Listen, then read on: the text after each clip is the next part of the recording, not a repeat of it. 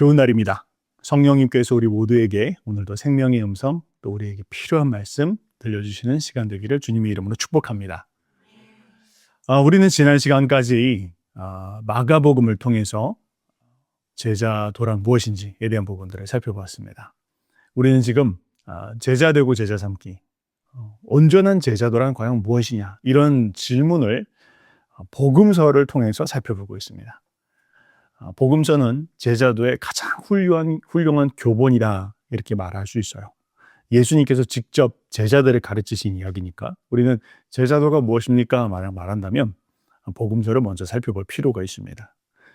자, 그런 가운데서 우리는 지난 시간까지 마가복음을 살펴보면서 마가복음이 통해서 말하고 있는 제자도란 무엇인지를 배웠는데, 이제 오늘부터는 누가복음으로 한번 들어가 보도록 합시다. 자, 누가는 누구입니까? 누가는 복음서 가운데서 유일한 이방인 저자입니다. 의사였고요. 그리고 또한 그는 그가 쓴 글을 보아서 굉장히 역사적인 관점이 있는 역사가다라고 그렇게도 이야기할 수 있을 것 같아요. 누가복음, 우리가 책 이름이 너무 다르지만 사실은 누가복음과 사도행전은 한 사람의 저자, 바로 누가에 의해서 기록된 책입니다. 자, 그런데요, 누가복음도 그렇고 사도행전도 그렇고, 누가복음에는 나타나 있지 않지만 사도행전에 보면 데오빌로에게 라고 그렇게 쓰고 있는 것을 보아요. 하나님을 사랑하는 자 데오빌로에게 이 글을 씁니다. 그리고 그거 이야기하기를 내가 먼저 쓴 글에는 이렇게 써져 있는 것들을 우리가 볼 수 있죠. 그래서 누가복음과 사도행전은 사실은 한 사람의 저자 누가에 의해서 기록된 책입니다. 그럼 무엇을 위해서 기록되었을까요? 바로 예수님에 대해서 기록된 책이고, 또 예수님께서 말씀하시고 이 땅 가운데 가지고 오신 그 복음이 어떻게 땅 끝까지 증거되어지게 되었는가에 대한 부분들을 설명하기 위해서 누가는 이 누가복음 그리고 사도행전을 썼습니다. 그래서 누가복음이 1막이다라고 한다면 사도행전은 2막이다, 그렇게 말할 수 있겠죠. 지금이 그냥 오늘 이 시간이 누가복음에 대한 개요를 전부 다 설명하는 시간은 아니니까 간단하게만 제가 말씀을 드리겠습니다. 자, 그런데요, 누가복음을 우리가 살펴볼 때, 특별히 이 제자도의 관점으로 살펴볼 때 누가복음에는 몇 가지 특징적인 면들이 나타납니다. 이 면들을 아는 것이 참 중요합니다. 누가복음에서 특징적으로 나타나는 것이 무엇이냐라고 이야기할 때 그 첫 번째는 소외된 자들에 대한 관심이에요. 소외된 자들에 대한 관심. 여러분, 성경을 읽다 보면 우리가 그런 표현들이 많이 나옵니다. 남자의 수가 몇 명이더라. 또 계수안이 몇 명인데 장정의 수가 몇 명이었더라. 이런 표현들이 나옵니다. 근데 사실은 그 말의 의미가 뭐냐면 거기에 포함되지 않는 사람이 있다는 거예요. 예를 들면 여인들, 어린아이들, 외국인들, 이런 사람들은 그 수에 포함되지 않습니다. 주님께서 셈을 헤아리실 때 그 셈에 포함되어지지 않는, 정확하게 주님이 아니라 유대인들의 관점으로 셈을 헤아릴 때 그 셈에 포함되어지지 않는 사람들이 있다는 거예요. 누구만 포함되어져요? 유대인 남자들만 포함되어져 있어요. 그때 당시의 사회가 그랬다는 것입니다. 그런데 그 셈에도 포함되어지지 않은 사람들, 여인들, 어린아이들, 병든 자들, 외국인들, 이런 소외된 사람들이 많이 있었습니다. 자, 그런데요, 사실 유대적 관점으로 봤을 때에는 그 사람들이 무슨 생각을 하는지, 그 사람들이 복음에 대해서 어떻게 받아들이고 있는지에 대한 그런 관점을 이해하기는 참 어렵습니다. 여러분들 사도행전 공부하시면서 그것을 많이 느끼셨을 겁니다. 또 로마서를 공부할 때도 그런 것들을 많이 느꼈을 거예요. 굉장히 초대교회 가운데 이 유대주의적 관점이 굉장히 깊이 뿌리 박혀 있었다는 것들을 우리가 알 수 있습니다. 자, 그런데요, 누가는 누구입니까? 누가는 이방인이에요. 누가는 유대주의적 관점에서 볼 수 없는 눈을 가지고 있어요. 그래서 얼마나 감사한 줄 몰라요. 누가라고 하는 그 이방인이 유대인들이 볼 수 없었던 그런 관점, 소외된 자들, 병든 자들, 다리 저는 자들, 눈먼 자들, 귀먹은 자들, 이런 자들의 상황과 마음을 헤아리면서 그들의 관점으로 글을 썼다라는 것, 이거 굉장히 중요한 부분들인 것이죠. 자, 그런 의미에서 이 누가복음에 그런 특징이 있습니다. 또 한 가지는 누가는 의사였어요. 여러분, 의사는 주로 어떤 사람을 만납니까? 병든 자들을 만납니다. 아픈 사람들, 눈먼 자들, 다리 저는 자들, 눌린 자들, 못 듣는 자들, 이런 사람들 만나죠. 누가는 그런 자들에 대한 마음이 있어요. 그런 자들에 대한 관심이 있습니다. 그래서 그들이 이 복음을 어떻게 받아들일 것인가, 그들은 복음을 만났을 때 어떨 것인가에 대한 그런 관심이 있습니다.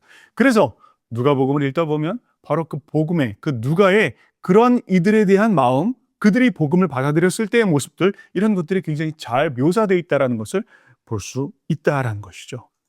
그래서 이 누가복음의 특징이 무엇이냐라고 말할 때, 이런 가난한 자들, 포로된 자들, 소외된 자들, 눈먼 자들, 또 눌린 자들, 이런 자들을 향한 그런 관심, 그런 마음, 이런 것들이 누가복음에 짙게 드러나 있다. 이런 것들을 우리가 볼 수 있어요. 자, 그런데요, 그 다음으로 또 이 누가복음의 특징이 뭐냐라고 말할 때, 누가복음은 성령의 복음서입니다. 복음서 가운데 어떤 책보다도 더 많이 성령에 대해서 기록하고 있고, 심지어 사도행전은 50회 이상 성령에 대해서 언급하고 있는 것을 볼 수가 있어요. 그런 것으로 봤을 때 누가복음은 성령의 복음이다 라는 것이죠.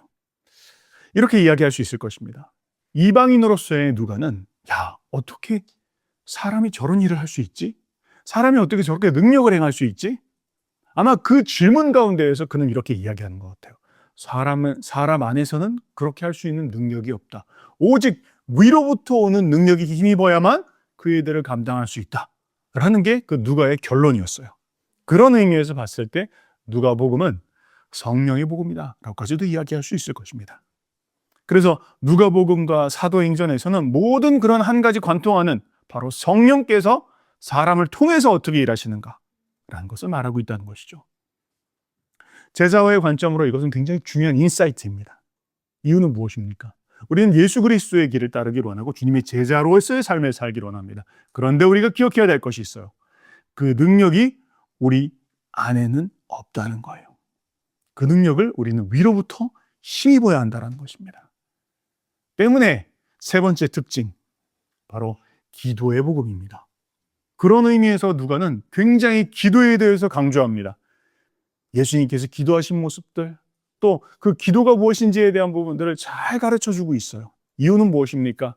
바로 그 능력이 우리 안에서부터 오는 것이 아니라 하늘로부터 우리 가운데 부어주셔야만 감당할 수 있는 것이기에 누가복음은 기도에 대해서 많이 이야기하고 있고, 그런 의미에 있어서 우리 제자도에게 있어서 중요한 것은, 제자는 누구입니까? 제자는 기도하는 자들입니다. 제자는 하늘의 능력을 힘입는 자들입니다.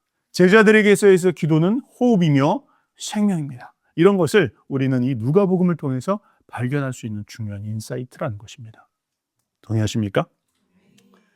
또 재밌는 한 가지가 있어요. 누가복음은 재물에 대한 부분들을 가르치고 있어요. 돈에 대한 부분들. 어리석은 부자에 대해서, 청지기에 대해서, 부자와 나사로의 이야기를 통해서, 또 삭개오의 이야기를 통해서 돈의 문제 혹은 만몬의 문제를 아주 구체적으로 찝어 이야기하고 있습니다. 그런 의미에서 굉장히 아주 실천적으로 우리가 맞닥뜨릴 수 있는 질문들을 던지고 있죠. 여러분, 우리는 주님의 제자의 길을 가기를 원하고 주님의 제자의 삶을 살기를 원합니다. 그러한 때 우리에게 실질적으로 부딪히는 문제는 무엇입니까? 아니라고 말하고 싶지만 사실은 돈 문제일 때가 참 많습니다. 누가는 그런 의미에서 제자들에게 있어서 이 물질의 문제 어떻게 해결할 것인가에 대한 부분들을 아주 진지하고 진솔하게 우리에게 가르치고 있는 책이 바로 이 누가복음이다라는 것이죠. 그래서 저는 여러분들과 함께 이런 관점, 이 누가복음의 그 자체의 특징 속에서 그것이 제자화 가운데서 어떻게 해석되어질 수 있는지에 대한 관점을 갖고 여러분들과 함께 누가복음을 통한 제자도란 무엇인지에 대한 부분들을 또 한번 살펴보기를 원합니다. 자, 우리는 지난 시간 마가복음을 살펴봤는데, 마가복음에서 제자도는 무엇이었습니까? 한마디로 이야기하면 십자가를 지는 길이었습니다. 자기가 죽는 과정이었죠. 자, 그런데 누가복음은 바로 이런 특징 때문에 누가복음이 말하고 있는 제자도란 무엇이냐? 누가복음이 말하고 있는 제자도는 이 십자가를 우리에게 마치 형상처럼 보여주고 있어요. 수직적으로는 성령의 능력을 통해서, 또 기도를 통해서 주님과 어떤 관계를 가져야 되는가에 대한 부분들을 말하고 있고, 또 수평적으로는 가난한 자들, 소외된 자들, 우리 이웃들과의 관계에서는 어떤 삶을 살아야 되는 건가에 대해서 설명하고 있다는 거예요. 그래서 그냥 십자가가 개념적으로만 아니라 그냥 내가 죽는 과정, 마가복음은 그것을 강조했다면 누가복음에서는 그 십자가의 폭이 그 십자가의 깊이가 무엇인지에 대한 부분들을 아주 실질적으로 우리에게 보여주고 묵상할 수 있도록 도와주는 책. 바로 그것이 이 누가복음이다. 그래서 누가복음을 통해서 제자화를 배우는 것, 그것은 우리가 실질적으로 그러면 어떻게 할 것인가에 대한 부분들의 답을 아주 명쾌하게 얻을 수 있는 책이 누가복음이다라고 말할 수 있겠습니다. 기대가 되시죠? 자, 그럼 한번 오늘 우리 본문 한번 읽어보도록 합시다. 누가복음 4장 18절부터 18절 19절입니다. 누가복음 4장 18절 19절 제가 읽겠습니다. 주의 성령이 내게 임하셨으니 이는 가난한 자에게 복음을 전하게 하시려고 내게 기름을 부으시고 나를 보내사 포로된 자에게 자유를 눈먼 자에게 다시 보게 함을 전파하며 눌린 자를 자유롭게 하고 주의 은혜의 해를 전파하게 하려 하심이라 하였더라. 네. 자, 이 본문은 예수님께서 자신의 공생의 사역을 시작하시면서 회당에 들어가 성경을 펴시고 선포하신 말씀입니다. 아마 회당에서 함께 모였을 때 말씀을 피고 그리고 그때 읽어야 되는 말씀을 선포하는 것이 일종의 관례였습니다. 예수님도 그 관례에 따라서 성경을 펴셨고 이 말씀을 읽으셨습니다. 그런데 그것이 이 이사야서 말씀이었습니다. 자, 그런데요, 오늘 이 말씀은 예수님의 사역의 맨데이트를 이야기합니다. 나는 이 일을 위해서 부름받았다. 바로 나는 이런 자다라는 것을 설명하고 있어요. 그런데 우리는 그 모습을 통해서 예수님께서 그 일을 위해서 부름받은 자라면, 또 예수님께서 그런 분이시다라면 우리 그분을 따라가는 우리들 역시 그분과 함께 동일시해야 된다는 것을 오늘 말씀의 관점에서 우리가 읽을 수 있습니다. 자, 그럼 한번 봅시다. 첫 번째 우리가 볼 수 있는 것은 주님은, 예수님의 사역은 모든 것들이 바로 주님의 성령으로 말미암아 이루어진 일입니다. 18절, 그냥 그 18절 본문이 시작하자마자부터 이야기하고 있죠. 주님의 성령이 내게 임하셨다, 그렇게 이야기하고 있습니다. 방금 말씀드렸던 것처럼 누가에게 있어서 예수님은 처음부터 끝까지 성령으로 기름 부음 받은 분, 성령으로 이끌림 받은 분, 성령의 능력으로 사역하시는 분, 그것이 누가가 가지고 있는 예수님은 그런 분이시다라는 거예요. 여러분, 사도행전에서 뭘 이야기하고 있습니까? 제자는 누구입니까? 성령으로 기름 부음 받은 자들, 성령으로 보냄 받은 자들, 성령께서 능력을 행하는 자들. 복음서에서는 예수님은 성령으로 기름 부음 받은 분, 성령으로 이끌림 받은 분, 성령으로 사역하시는 분, 똑같은 이야기를 하고 있는 거예요. 그렇죠? 사도행전이나 누가복음이나 성령께서는 예수님을 통해서 일하시고 계시고 그 성령님은 동일하게 오늘도 우리 제자들 안에 거하시면서 당신의 일들을 감당해 나가도록 우리를 부르고 계신다는 것을 말씀하고 있다는 거예요. 그래서 마태복음에서는 예수님에 대해서 마치 새로운 모세와 같은 분, 이렇게 유대인들을 대상으로 설명하고 있어요. 마가복음에서는 예수님이 누구십니까? 고난받는 분이십니다. 그는 십자가를 지신 메시아입니다. 그렇게 우리에게 설명하고 있어요. 우리 지난 시간에 계속 살펴보았죠. 자, 그런데 누가복음에 들어갔을 때에는 예수님은 누구십니까? 예수님은 성령에 의해서 인도함 받으시고 성령의 능력으로 사역하시는 메시아이십니다 라는 것을 이야기하고 있다는 거예요. 이게 우리에게 얼마나 큰 중요한 인사이트를 주냐는 것입니다. 여러분, 예수님이 누구십니까? 성령에 의해서 인도함 받는 분이시고 성령의 능력으로 사역하시는 분이라면 우리가 그분의 제자들로서 우리가 가야 할 길도 마땅히 성령의 능력으로 말미암아 인도함 받아야 하며 성령의 능력으로 말미암아 사역하는 그런 자들로서, 그런 자들이 바로 예수 그리스도의 제자다라는 것을 우리는 깨달아야 된다는 것입니다. 여러분, 우리는 알아야 합니다. 우리의 사역은 우리 안으로부터 오는 것이 아닙니다. 내 능력으로부터 오는 것이 아닙니다. 우리 속으로부터 어떤 능력이 나오는 것이 아니에요. 우리 개인의 성품 혹은 우리 개인의 어떤 그런 학력, 능력, 이것으로부터 오는 것이 아니라는 것을 기억해야 합니다. 우리는 늘 기억해야 되는 것이 능력은 위로부터 힘이 있는 것이다. 그것을 깨달은 자가 주님 앞에 무릎 꿇는 것이고 그것을 깨닫는 자가 성령에 의지하는 것이며 그것을 깨닫는 자가 성령에 민감하여 그분의 음성을 듣고 그분의 음성 인도하심을 받아 사는 자들이며 그런 자들을 통해서 성령의 능력이 나타난다는 것을 우리는 기억해야 된다는 거예요. 이 첫 말씀부터 주의 성령이 내게 임하셨다. 예수님이 그렇게 말씀하셨다는 것이죠. 그러므로 제자들 역시 주님, 우리도 주의 성령으로 감당할 수 있도록 하여 주십시오. 이것이 우리의 기도가 되어야 될 줄로 믿습니다. 아멘. 두 번째, 그렇게 성령이 임하였을 때 그 성령이 우리 가운데 임하시는 이유는 무엇입니까? 본문은 이야기합니다. 가난한 자에게 복음을, 포로된 자에게 자유케 함을 전하기 위함이다. 그렇게 이야기하고 있습니다. 주님이 우리 가운데 기름 부으신 이유는 어떤 카리스마적 능력을 주기 위해서도 아니고, 내가 누구야, 내가 이런 사람이야, 나를 증명하기 위함도 아니고, 혹은 어떤 그냥 개인적인 체험을 위해서 주는 것도 아니라는 거예요. 사명이 있다는 것입니다. 목적이 있다는 거예요. 방향이 있다는 것입니다. 누군가를 살리기 위하여, 누군가를 대상으로 그들에게 보내시기 위하여 우리에게 성령을 기름 부으신다라는 것을 설명하고 있습니다. 그래서 예수 그리스도의 제자의 길을 가기를 원하는 사람은 첫 번째 질문해야 됩니다. 나는 성령으로 충만한가? 그리고 두 번째, 나는 무엇을 위하여 성령 충만을 받았는가? 내가 성령 충만을 구한다면 그냥 나 개인을 위한 성령 충만이 아니라, 주님, 나에게 성령 충만을 부어주십시오. 그런데 나를 통해서 무슨 일을 하기를 원하십니까? 누구에게 찾아가기를 원하십니까? 누구를 만나기를 원하십니까? 주님의 목적과 방향이 있다는 것을 우리는 기억해야 할 것입니다. 두 번째 포인트입니다. 제자는 누구입니까? 제자는 가는 자들입니다. 누구에게요? 오늘 본문에 보니까 4명의 대상을 설명하고 있어요. 가난한 자, 포로된 자, 눈먼 자, 눌린 자. 여기서 가난한 자는 남이 도우심이 아니고는 살 수 없는 자를 말하고요.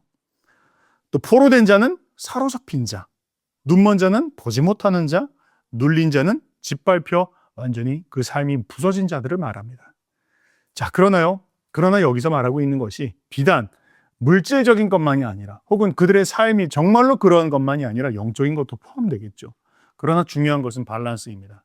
가난하다는 것이 물질적으로 가난한 의미도 있지만 또한 심령이 가난한 것도 있고, 눈먼 자라는 것이 정말로 눈을 보지 못하는 자들도 있지만, 그런데 영적으로도 눈이 감겨진 자들이 있는 것입니다. 이 두 가지가 우리가 함께 한쪽 극단으로 치우치지 않고 이 모두가 다 포함되어진다는 것을 기억해야 합니다.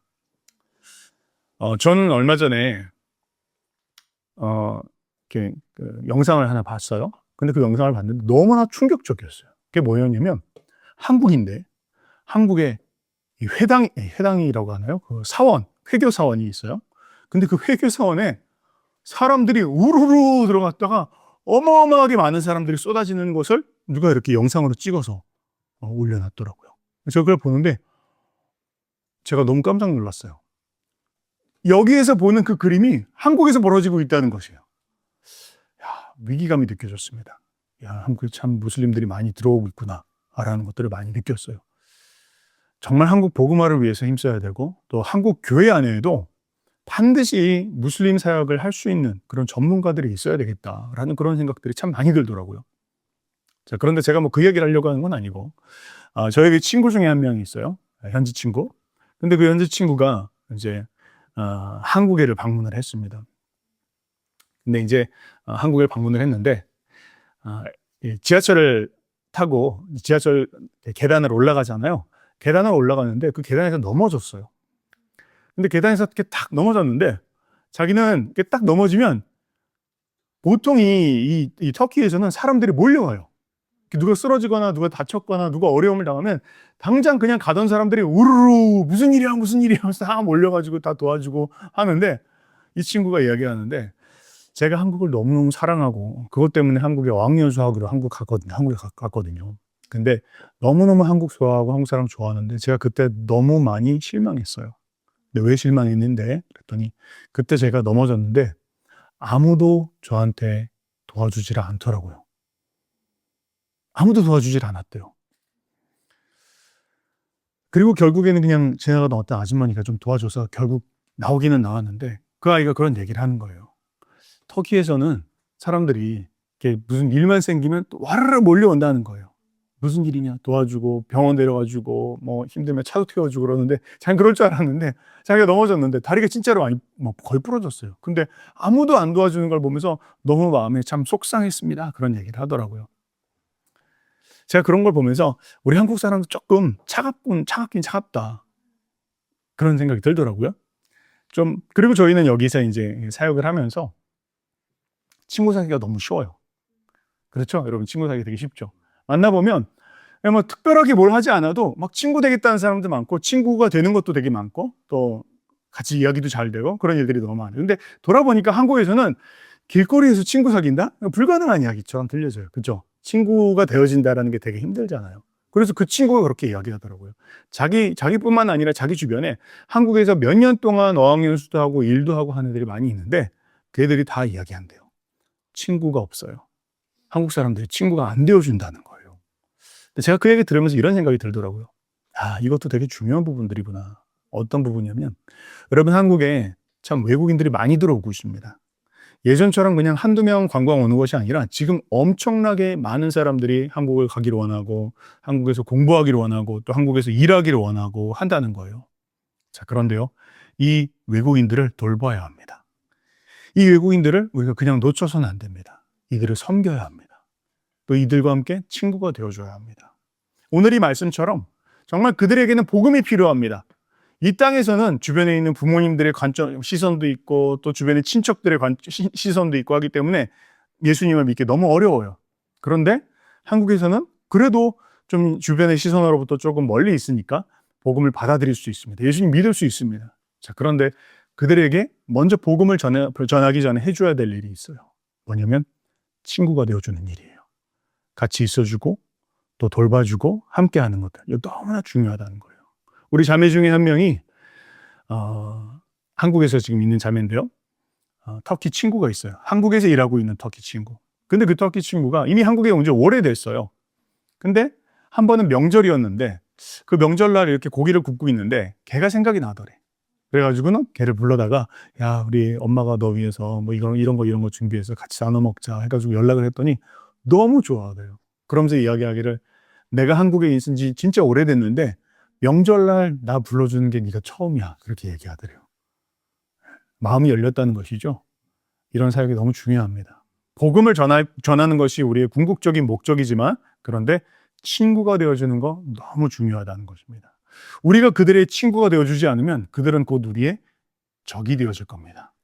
또 우리를 무슬림으로 만들기 위해서 힘쓸 겁니다. 그러기 전에 그들에게 복음을 전해야 되는데 그러기 전에 우리가 해야 될 일들은 그 한 사람 한 사람을 진정한 친구가 되어서 그들의 필요가 무엇인지, 무엇을 도와줘야 될 것인지, 무엇을 섬겨줘야 될 것인지 깊이 고민하고 품을 열어주는 것, 품을 내어주는 것, 그것부터 우리가 시작되어야 된다는 것이죠. 우리에게 실천적인 면들은 바로 이런 것일 겁니다. 제자는 누구입니까? 제자는 가는 자입니다. 성령으로 충만하여 그런 도움이 필요한 자들, 가난한 자들, 포로된 자들, 눈먼 자들, 그들을 찾아가고 그들의 친구가 되어주고 그들의 필요를 채워주고 그들에게 복음을 증거하는 일들이 우리가 해야 될 일이다라고 본문은 이야기하고 있습니다. 마지막으로 제자는 누구입니까? 본문은 이렇게 말합니다. 주의 은혜의 해를 전파하게 하려 하심이라. 주님이 오신 이유는 모든 빚진 자들을 탕감케 하고 노예를 해방하게 하고 모든 토지를 회복시키는 그런 대자유의 때 희년을 선포하기 위해서 주님이 이 땅 가운데 오셨다는 거예요. 우리도 마찬가지입니다. 우리가 이 땅 가운데 하는 일은 무엇입니까? 은혜의 해를 선포하는 것입니다. 우리가 자유하다. 그리스도 안에서 우리는 자유이다. 그리스도 안에서 더 이상 우리는 죄의 종이 아니다. 더 이상 우리는 사단의 불례와 노임 가운데에서 묶여있지 아니하여도 된다. 라고 우리가 해방을 선포하는 것이 바로 우리가 해야 될 사역이라는 거예요. 근데 너무나 재밌게도 오늘 본문에 보면 예수님께서 이 은혜의 해를 말씀하시는 이 본문은 사실은 이사야서를 인용하신 거거든요. 이사야서 61장 2절을 인용한 거예요. 근데 이사야서 61장 2절은 은혜의 해를 선포하고 플러스 신혼의 날을 선포하느니라. 보복의 날, 심판하시는 날에 대한 부분들이 구절이 명확하게 적혀 있어요. 그런데 주님이 말씀을 모르실 리가 없는데 주님은 그 말씀은 딱 자르시고 은혜의 해를 선포하시기 위해서 이 땅 가운데 오셨다라고 선언하십니다. 초림하신 예수님, 이 땅 가운데 오신 주님은 우리에게 은혜의 시간을, 해방의 시간을, 또 구원의 시간을, 기회의 시간을 주기 위해서 이 땅 가운데 오셨고 그것이 예수님의 사역이었다라고 선포하고 있습니다. 그렇다면 그건 또 우리의 사역이 되어야 할 것입니다. 예수님의 제자들은 해방을 선포하는 자들입니다.